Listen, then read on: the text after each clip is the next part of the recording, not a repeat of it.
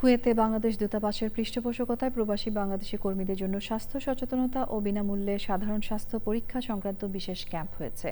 দূতাবাস প্রাঙ্গণে দিনব্যাপী এই ক্যাম্পে কুয়েতে কর্মরত অভিজ্ঞ বাংলাদেশি চিকিৎসক ও স্বাস্থ্যকর্মীরা প্রবাসীদের রক্তচাপ, রক্তের সুগার সহ বিভিন্ন স্বাস্থ্য পরীক্ষা করেন এবং পরামর্শ ও জরুরি ওষুধ প্রদান করেন। স্বাস্থ্য ক্যাম্পের উদ্বোধন করেন কুয়েতে বাংলাদেশের রাষ্ট্রদূত মেজর জেনারেল সৈয়দ তারেক হোসেন। এই বিশেষ ক্যাম্পে মোট 738 জন প্রবাসী বাংলাদেশি কর্মী বিনামূল্যে চিকিৎসা সেবা গ্রহণ করেন। এর মধ্যে বফরা এলাকায় বসবাসরত 132 জন প্রবাসীকে অগ্রাধিকার দিয়ে পরিবহন সুবিধা সহ চিকিৎসা সেবা দেয়া হয়।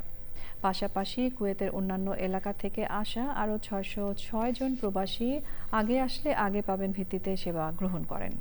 ভাষাগত সমস্যার কারণে আমাদের কর্মী যারা আছেন তারা তাদের অসুস্থতার কথা ঠিকমতো বুঝিয়ে বলতে পারেন না, ফলে ঠিকমতো ওষুধও তারা হয়তো পান না।